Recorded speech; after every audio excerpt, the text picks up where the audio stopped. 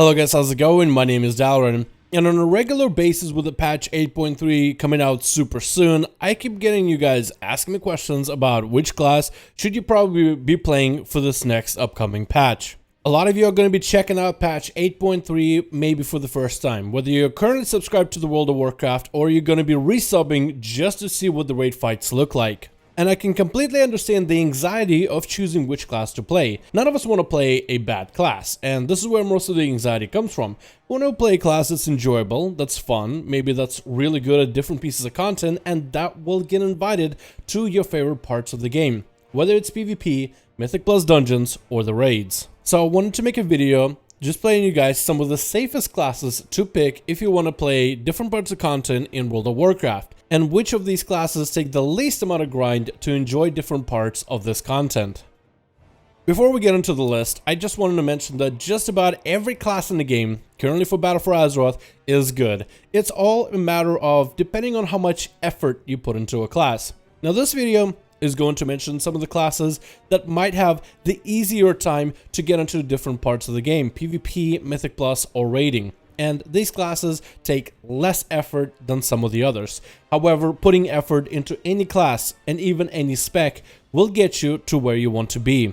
For example, if you chose to play a Feral Druid, most of the people in BFA will know that Feral Druids are not the strongest class in the game. There's other classes that take less effort to do what Ferals need to do, but with dedication, commitment, and grind, you are able to get your character into a Mythic raid and even tackle the final Mythic boss of this raid. Class does not define the player, as the player can really put in the effort and get a Feral Druid to Mythic Azara and score a kill on that final boss, while some players might be playing one of the quote-unquote easier classes in the game and still struggle to even get Heroic Azara down. So I'm hoping a lot of you guys don't take this video as, hey, you gotta play these classes if you want to do anything in the game. No, with any effort, you can make any class look effortless. However, some classes simply take more for you as a player to put into in terms of getting better at it. Might be gear, could be the essences, could be the Azerites, but with enough dedication, you can technically make any class work. Now, let's get into the video. If you're someone who primarily wants to raid, and majority of you guys love raiding, majority of people come back to World of Warcraft with patch from patch to check out some of the raiding content, a lot of people will find Warrior to be up to the standard. Warriors have a couple different specs that are very strong for the raiding scene. Some of the stronger ones are going to be Protection, which is a tank, which are must-have inside of massive raids. You know, everybody needs a tank. But also Fury Warrior applies itself to be one of the stronger plate-wearing melee DPS that can hold their own. First of all, Warriors are going to be a necessity in every raid in the first place because they provide a buff for all the melee characters. So whether you play a Protection Warrior or even a Fury Warrior, you still bring a buff that other melee classes need. So this alone is going to make Warriors a lot more preferable and a must-have, at least one of them inside of every raid. Protection Warriors in particular are really good at mitigating purely physical damage. They are probably one of the better tanks to take a massive hit from the boss as long as there's no magical element and reduce it to almost nothing. They could take a bunch of hits from multiple enemies or massive hits from a final boss.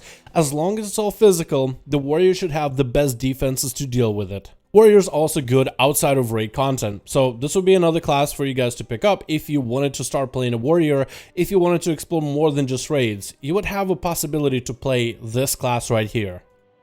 Another class that's highly recommended for the raiding environment are going to be Demon Hunters. First of all, Demon Hunters bring also a unique thing that every raid needs. You bring in a debuff. Every time you damage an enemy, they take more magical damage. With how raids have been structured for the past expansions of World of Warcraft, generally there is never enough caster classes in a raiding group. With so many different casters blasting the enemy with Fire, Frost, and Arcane, you are able to provide a debuff to make those enemies take more damage, thus making at least one Demon Hunter mandatory in every raid. But even with that mandatory requirement, Demon Hunters can hold damage on their own. They're actually one of the better melee classes with incredible mobility, great defensives, and even raid utility. It should also be mentioned for the tanking spec of Demon Hunter as well, since the new raid tier will have quite a bit of shadow damage. Demon Hunters passively reduce how much magical damage they take. So if you ever need a tank to help lead your group to victory, to take on some bosses and find a way to mitigate some of the shadow damage that will be going out in this raid, the Demon Hunter tank has a potential with this new raid frontier to stand against other tanks. Final class that I want to recommend on this list is going to be a mage. Providing the intellect buff just like a warrior, a mage makes any intellect based class stronger. That means your healers and fellow casters are going to be doing more damage.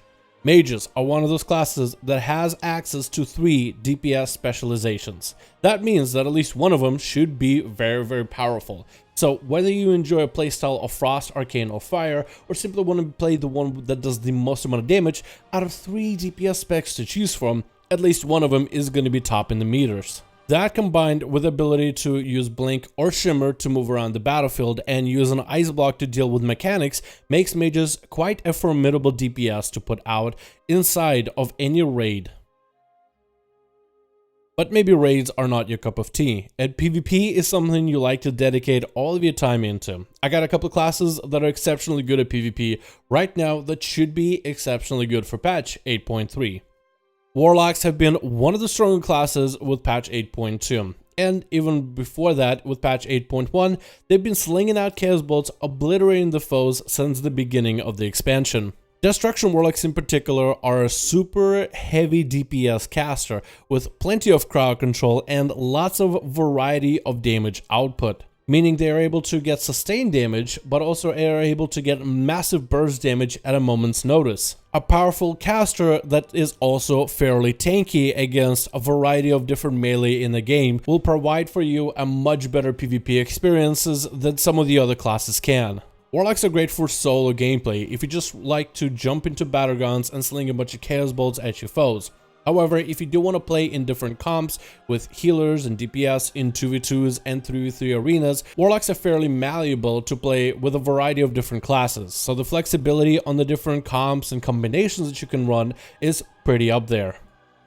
Another class I think that's pretty good in PvP is going to be the Priest. First of all, you have Discipline as well as the niche Holy that make a very strong healer with a variety of different comps.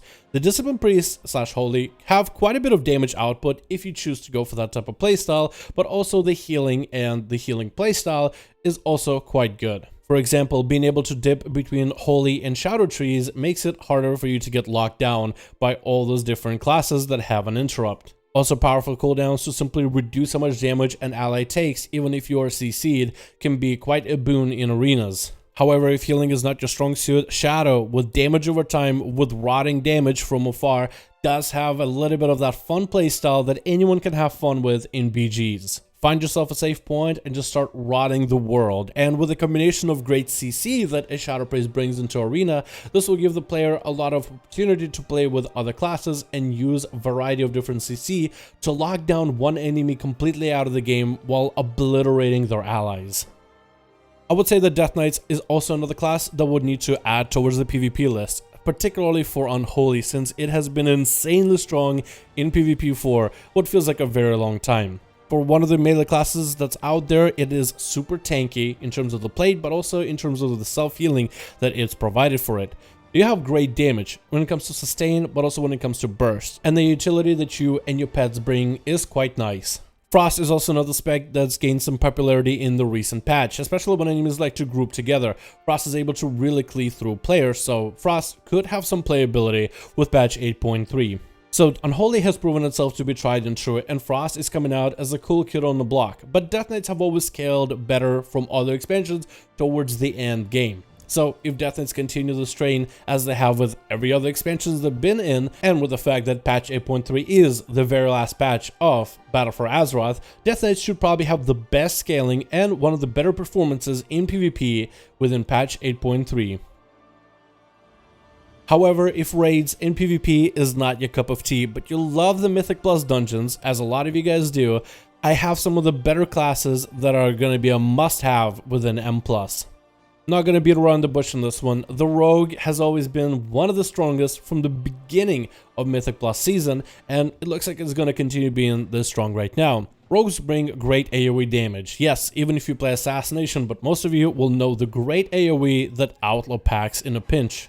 being able to shroud allies through challenging trash bags that you would rather skip, and there's a lot of trash that can be skipped, even with the new seasonal 4 affix that kind of lets the group do the shroud skips by fighting a boss within another zone, which is going to be one of the new things you'll be able to enjoy in patch 8.3. Even with that new affix, allowing groups that don't bring a rogue to have something sorta of a shroud skip, rogues with a shroud are still going to allow the groups a lot more mobility and flexibility in how they run dungeons. And plus, rogues have been a strong contender since every patch for Mythic Plus, so there's a good reason that they are probably going to continue being supremely good in patch 8.3. Another class that's really good for Mythic Pluses is going to be the Druid. Strong healing for the Restoration Druid allows it to put on healing over time effects, which tick down on allies without the Druid having to always managing their allies, always having to spam heal them with a flash of light or a heal. Instead, you put up a couple hots, let them tick down, and while those hots are ticking, it gives you so much more option to do other things. This is why druids usually go into cat form and just start swiping, providing extra damage for their allies. Now, the healing of Restoration Druids in 5-man groups has always been really good, and even with some nerfs that are upcoming for druids into the next patch, druids have still been really strong on healing alone, as the higher you climb into dungeons, the more damage you take, and druids simply sometimes have an easier time than other healers dealing with the damage that is outgoing inside of those dungeons. They've also had a very strong record for the past few seasons, and I very doubt that druids are going to stop being really good when it comes to this brand new season of Mythic Plus. However, it could happen with how strong the record has been. I am willing to bet my money that druid will continue being good. The final class for the Mythic Plus I'm going to put down is Monk. Brewmaster has been one of the masters of tank in Mythic Plus dungeons. However, other tanks can be used within groups. Brewmaster simply just takes the damage the smoothest, and with a nice Brewmaster Monk, it allows you to play with just about any healer in the game. Like a Demon Hunter, monks bring a debuff to add into the game. Instead of Demon Hunter's magic debuff, monks bring a physical damage debuff.